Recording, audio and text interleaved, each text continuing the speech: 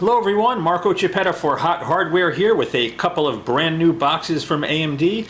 What you see in front of you obviously is the brand new AMD Radeon RX 5700 and Radeon RX 5700 XT. These are the brand new graphics cards based on AMD's Navi microarchitecture. Reviews have just gone live. Come by the site to check out the numbers, but before you do that, here's a quick look at the cards themselves. Alright, so here's the Radeon RX 5700. So this is the mainstream offering in the lineup. This guy has 36 compute units with 2304 stream processors and a game clock of 1625 megahertz and a boost clock of 1725 megahertz.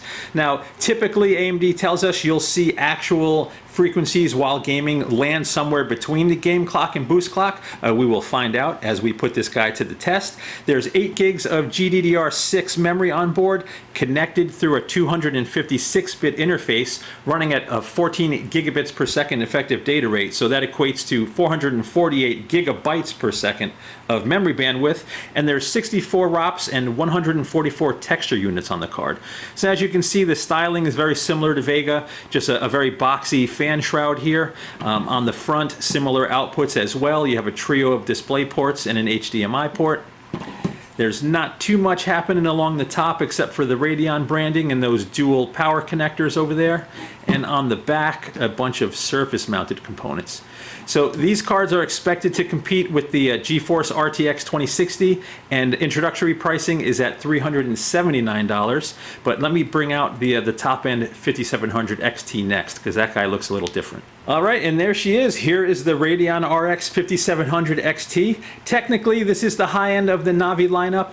AMD will have an anniversary edition with slightly higher clocks. Those are only going to be sold on AMD.com and in limited quantities. As far as the mass market's concerned, this is the higher end 5700 XT.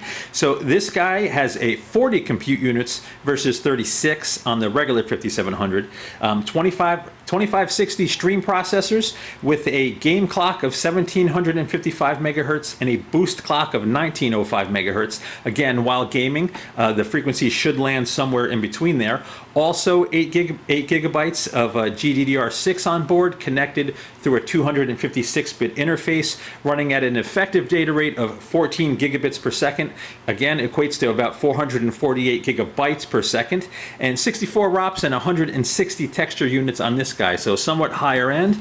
In terms of the outputs, again, similar 3 display ports and an HDMI port, but this card has a very different shroud. It has sort of this angled divot here. AMD claims that sort of this divot helps the fan direct airflow directly over the GPU better, sort of accelerate it out of the case here.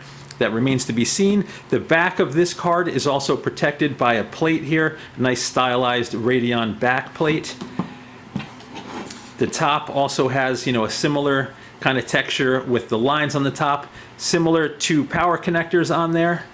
Now, overall, this guy is expected to compete with the GeForce RTX 2070. Now, of course, the super cards just launched a few days ago. We have all those numbers in our review. We'll see how the card compares once we get it in the test system. For now, we just wanted to give you a quick taste of what these cards look like. Please come by Hot Hardware, check out the full review for all the numbers, including overclocking and power and a bunch of game tests. Once again, this is Marco Chiappetta for Hot Hardware. Please like and subscribe, and thanks for stopping by.